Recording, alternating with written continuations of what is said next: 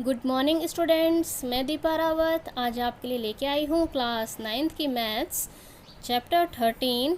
बच्चों, चैप्टर 13 है आपका पृष्ठीय क्षेत्रफल और आयतन। यानी कि हम इसमें पृष्ठीय क्षेत्रफल को हम इंग्लिश में कहते हैं सरफेस एरिया और आयतन को हम कहते हैं वॉल्यूम। यानी कि इसमें हम इस प्रश्नावली में हम ठोस आकृतियों का क्या निकालना सीखेंगे, पृष्ठीय क्षेत्रफल और आयतन निकालना ज्ञात करेंगे।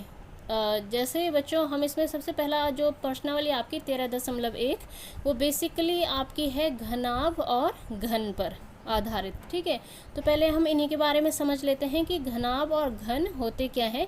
घनाभ के एग्जाम्पल्स उदाहरण मैं आपको देती हूँ, जैसे ईंट हो गया, ईंट भी घनाभ का उदाहरण है।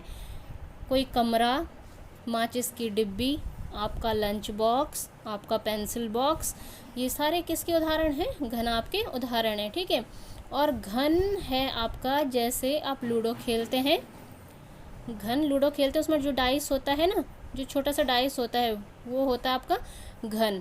यानी कि घन में जो घनाभ होता है उसमें क्या होता है, आपके पास तीन चीज़ें होती हैं, लंबाई, चौड़ाई और ऊंचाई। घनाभ में होंगे आपके पास लंबाई, चौड़ाई और ऊंचाई। जैसे कोई कमरा है वो लंबा भी है, चौड़ा भी है और उसमें छत तक की ऊंचाई भी है ना।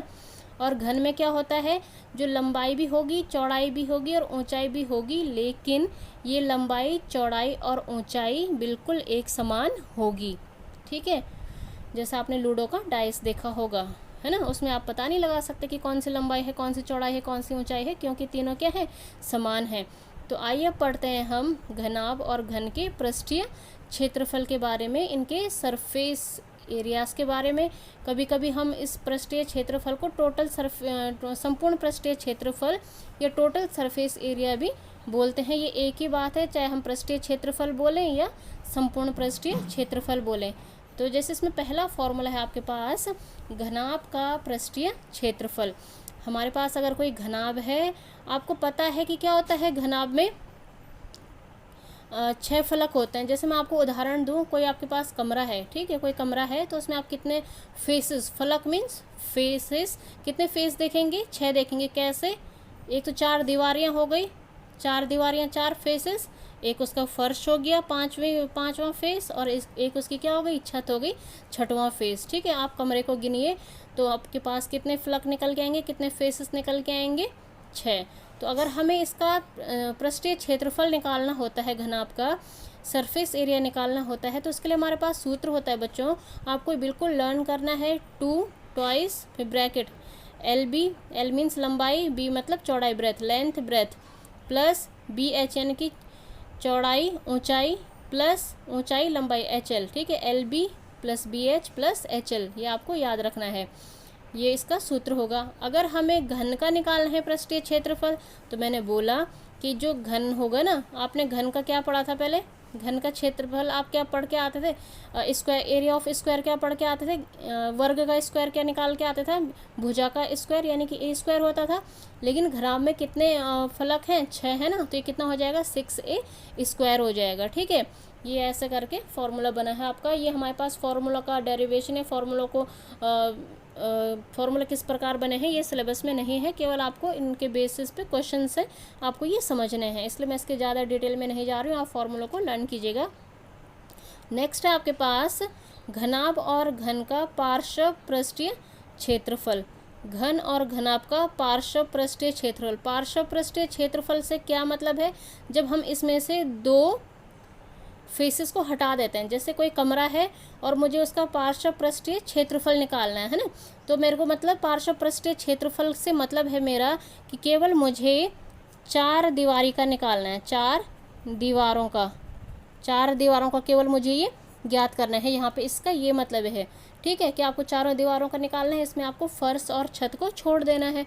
तो जो घनाभ में जो पार्श्व पृष्ठीय क्षेत्रफल होगा वो क्या हो जाएगा, ट्वाइस L प्लस B, और बाहर ब्रैकेट के बाहर क्या है, H इंटू में H, मल्टीप्लिकेशन में 2L plus B multiply H। और उसी प्रकार अगर हमें घन का पार्श्व पृष्ठीय क्षेत्रफल निकालना है तो ये क्या हो जाएगा आपके पास, इसमें मैंने बोला 2 हमने कम कर लिया, केवल 4 का निकालना है तो 4A स्क्वायर आ जाएगा। ठीक है, ये बहुत सिंपल है। अब हम करेंगे प्रश्नावली 13.1, इसमें हम क्वेश्चंस लेंगे तो आपको तब ज़्यादा ये क्लियर होगा। बच्चों क्वेश्चन नंबर फर्स्ट है आपके पास 1.5 मीटर लंबा, 1.25 मीटर चौड़ा और 65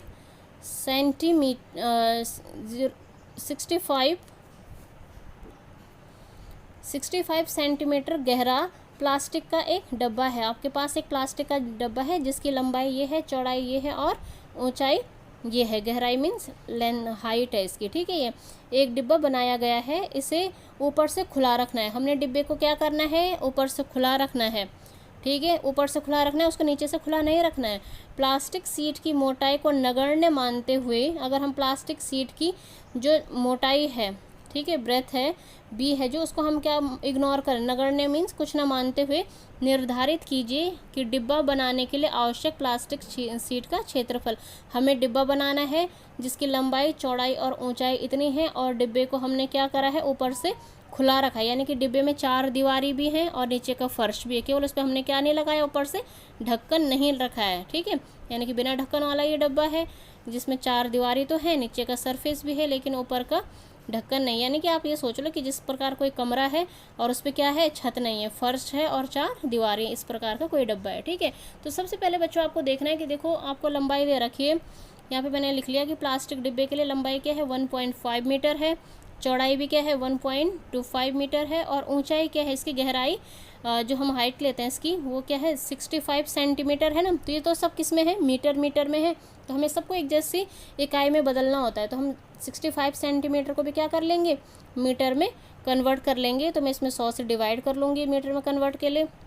आपको आता है मीटर में कैसे कन्वर्ट करना है, तो 0.65 ये मीटर निकल के आ जाएगा। अब आपको पता है कि डिब्बा क्या है, ऊपर से खुला है ना, डिब्बा ऊपर से खुला है, यानी कि पहले हम क्या करने वाले हैं, पहले हम पूरे डिब्बे का निकाल देंगे। पहले हम पूरे डिब्बे का निकालेंगे कि हमारे पास हमारा बंद डिब्बा है ना। बंद डिब्बा मीन्स संपूर्ण पृष्ठीय क्षेत्रफल हमने निकाल दिया, टोटल सरफेस एरिया है ना। और उसके बाद हमने क्या कर लिया, ऊपर से खुला है यानी कि जिस पे छत नहीं है या ढक्कन नहीं है, तो उसमें क्या है जो ऊपर बन रहा है, आप देखेंगे आयत बनता है, हमेशा क्या बनता है, आयत बनता है आपके पास। अब आयत में क्या करेंगे हम, आयत में क्या होती है लंबाई और चौड़ाई, तो लंबाई और चौड़ाई उससे हटा देंगे क्योंकि छत है ही नहीं वाला क्षेत्रफल हटा देंगे। तो हम यही करने वाले हैं, बहुत केयरफुली आप समझेंगे कि डिब्बा ऊपर से खुला है तो हमने पहले पूरे डिब्बे का निकाला और उसमें जो चीज़ नहीं है उससे वो चीज़ माइनस कर ली। उसमें छत नहीं है, छत एक आयत के रूप में होता है, रेक्टेंगल होता है, तो उसमें हमने लेंथ ब्रेथ को माइनस कर लिया। तो हम इसमें सारा भी अप्लाई करेंगे कि 2LB + BH + HL - LB, ठीक है। तो इसमें हम सारी चीज़ें करी, 2L की जगह में क्या आ गया 1.5 मीटर, B की जगह में 1.25 मीटर प्लस फिर सब मैंने सारी वैल्यूज़ पुट करी हैं। ये आपके पास, आपको पता है लंबाई है, ये ब्रेथ है, ये ऊंचाई है, LBH ये है आपके पास, लगाया फिर वही -LB करा। तो अब आप इसको सॉल्व करेंगे, आपने इसको पूरा मल्टीप्लाई वगैरह किया, इतना आया, ये इन दोनों का मल्टीप्लिकेशन ये आया, इन दोनों का मल्टीप्लिकेशन ये आया, इन दोनों को मल्टीप्लाई करके ये आया और इन दोनों को मल्टीप्लाई करके ये आया। इस सब को आपने जोड़ा और उसमें से ये वाली चीज़ माइनस कर ली, तो ये आ गया आपके पास 5.45 मीटर स्क्वायर ये निकल के आ गया, ठीक है। 5.45 मीटर स्क्वायर ये निकल के आ गया, यानी कि हमारे पास लंबाई, चौड़ाई, ऊंचाई थी, हमने सारी वैल्यूज इसमें पुट करी। आपको ये ध्यान रखना है कि डिब्बा ऊपर से खुला है यानी कि उस पर छत नहीं है, छत एक आयत के रूप में है इसमें डिब्बे में, क्योंकि यह वैसा घनावाकार डिब्बा है ना, तो इसमें से हमने ये चीज़ हटा दी है, ठीक है। अब करेंगे बच्चों हम क्वेश्चन नंबर 2। अच्छा बच्चों, क्वेश्चन नंबर 2 करने से पहले इसमें फर्स्ट क्वेश्चन का ही सेकंड पार्ट भी है, वो मैं बोलना भूल गई थी।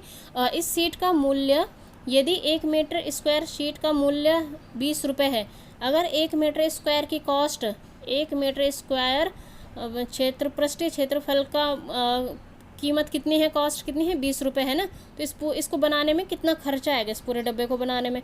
तो भाई आपको पता चल गया है कि इसका क्या आ गया है, संपूर्ण प्रश्न हमारे पास ये डिब्बे का पृष्ठीय क्षेत्रफल ये आ गया है खुले डिब्बे का, और इसको हम किससे 1 मीटर स्क्वायर के लिए कितने रुपए है, 20 रुपये है, तो इतने के लिए कितना होगा, ज़्यादा होगा है ना। तो उसको क्या करेंगे, ज़्यादा के लिए मल्टीप्लाई। तो वही हमने यहाँ पर करा कि शीट की कीमत क्या हो जाएगी 5.45 × 20 हो जाएगी, और उसको जब मल्टीप्लाई करेंगे तो 109 ये आंसर आ जाएगा, ठीक है। तो ये आंसर हो जाएगा आपके पास। अब करेंगे हम क्वेश्चन नंबर 2। क्वेश्चन नंबर 2 में है बच्चों, आपका ये भी अच्छा क्वेश्चन है कि एक कमरे की लंबाई, चौड़ाई और ऊंचाई, आपको कमरे की लंबाई, चौड़ाई और ऊंचाई दे रखी है क्रमशः 5 मीटर, 4 मीटर और 3 मीटर है।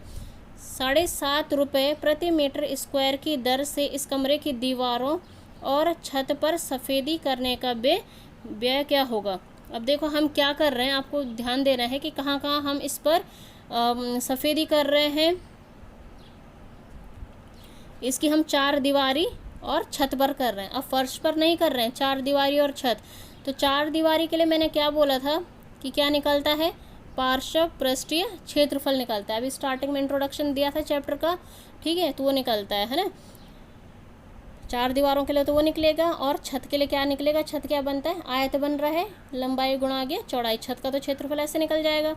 तो देखो क्योंकि हमारे पास जो फॉर्मूला था ना शुरू में 2LBBH + HL वाला, वो क्या था, वो पूरे घनाभ के लिए था, जब हमारे पास छत भी है और फर्श भी है। अब ये किसी क्वेश्चन में, पहले वाले क्वेश्चन था जिसमें बिना ढक्कन का डब्बा था, तो उसमें छत नहीं थी, ठीक है, खुला डब्बा था। उसी प्रकार इसमें भी क्या है, हम 4 दीवारी और छत पर कर रहे हैं, यानी कि फर्श पर नहीं कर रहे हैं, फर्श हटाना है इसमें, है ना। तो हम डायरेक्ट इसको ऐसे भी कर सकते हैं कि कमरे के लिए पहले हमने ले ली, लंबाई ये है, चौड़ाई ये है और ऊंचाई ये है।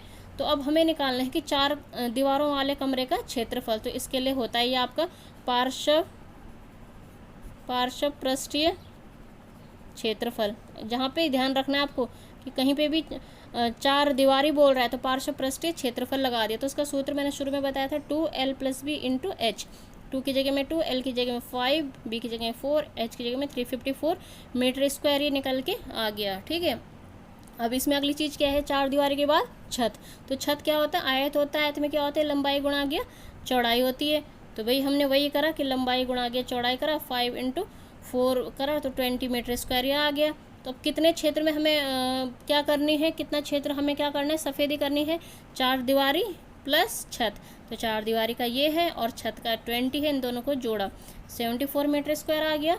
इसके बाद अब हमें क्या करना है कि 1 मीटर स्क्वायर पर कीमत कितनी आ रही है, 7.5 रुपये ये 1 मीटर स्क्वायर पर कीमत लग रही है ना। सफ़ेदी करने की कीमत क्या लग रही है, 1 मीटर स्क्वायर पर 7.5 रुपये।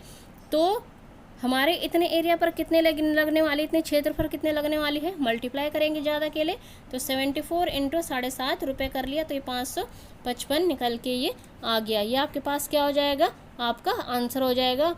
अब करेंगे हम क्वेश्चन नंबर 3। ये इंपॉर्टेंट क्वेश्चन है बच्चों, अच्छे क्वेश्चन हैं ये सारे। अब करेंगे हम क्वेश्चन नंबर 3। क्वेश्चन नंबर 3 में है बच्चों आपका कि एक आयताकार हॉल के फर्श का परिमाप, कोई आपके पास एक रेक्टेंगुलर हॉल है, आयताकार फर्श है, और उसका परिमाप दे रखा है आपको 250 मीटर। ये भी इम्पोर्टेंट क्वेश्चन है, 250 मीटर दिया है। यदि 10 रुपये प्रति मीटर स्क्वायर की दर से चारों दीवारों पर पेंट करने की लागत 1500 रुपये है।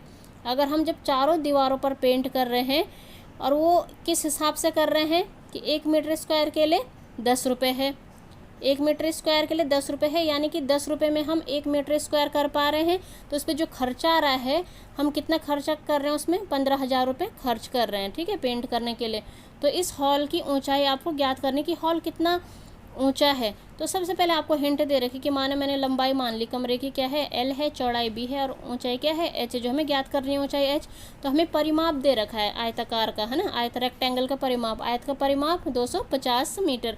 आप आयत का परिमाप अपनी प्रीवियस क्लासेस में पढ़ के आए हैं कि क्या होता है, 2L + B = 2, परिमाप क्या होता है 2L + B, और इसकी वैल्यू क्या है 250 मीटर। बस अब ये क्वेश्चन यहीं पे आपको रोकना है, क्योंकि इसके आगे आपके पास इसका सॉल्यूशन नहीं समझ में आएगा आपको। उससे पहले आपको ये चीज़ समझनी होगी कि हमें देखो 10 रुपये में हम क्या कर पा रहे हैं, 10 रुपये में हम 1 मीटर स्क्वायर पर पेंट कर पा रहे हैं, है ना। आपको ये रुपये दे रखा है, इससे आपको क्षेत्रफल निकालना है कि कितने क्षेत्रफल पर ये पेंट हो पा रहा है। 10 रुपये में 1 मीटर स्क्वायर पर पेंट हो रहा है, तो 15,000 रुपये में कितने क्षेत्रफल पर होगा भाई, तो कितने में होगा, इसमें मैं क्या कर लूँगी, 10 का डिवाइड कर लूँगी, 10 का क्या कर लूँगी, मैं डिवाइड कर लूँगी इससे ना। आपको अल्टरनेट मेथड तो आता है कि इन दोनों का मल्टीप्लाई करते हैं, इससे डिवाइड कर लेते हैं। तो 15,000 का इसके साथ यूनिटरी मेथड, कि 15,000 का इसके 1 के साथ इंटू किया तो 15,000 ही आएगा, अपॉन 10 हो जाएगा, यानी कि इसमें डिवाइड करा देंगे। तो ये आ जाएगा आपके पास 1500 मीटर स्क्वायर पर हम क्या कर रहे हैं, पेंट कर रहे हैं। 1500 मीटर स्क्वायर पर हम क्या कर रहे हैं, पेंट कर रहे हैं, ठीक है। और आपको पता है कि चारों दीवारों का क्षेत्रफल क्या होता है, केवल 4 दीवारों का जो क्षेत्रफल होता है वो क्या होता है, हमारे पास फॉर्मूला 2l+b/h, 4 दीवारों का क्षेत्रफल यानी कि पार्श्व पृष्ठीय क्षेत्रफल घनाभ का बताया था अभी 4 दीवारों के लिए 2l+b × h, तो हमारे पास भी 2l+b/h है।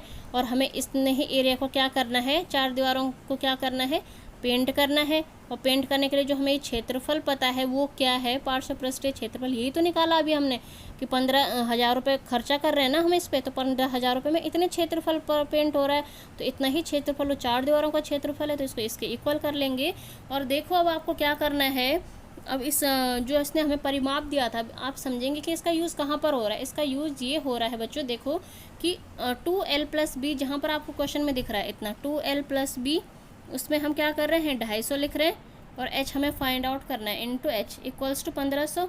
तो h हमें निकालो, h इक्वल्स टू क्या हो जाएगा, इसके साथ डिवाइड में चला जाएगा, 1500/250, ये कटा और ये 6 टाइम गया, तो ये 6 मीटर हमारा आंसर निकल के आ जाएगा, ठीक है। तो ये बहुत सिंपल और अच्छे क्वेश्चन हैं, आप इनको समझिएगा, करिएगा। इसमें कोई दिक्कत है तो आप कमेंट बॉक्स में मुझे पूछ सकते हैं। Thanks for watching my videos. If you like my videos, please subscribe my channel.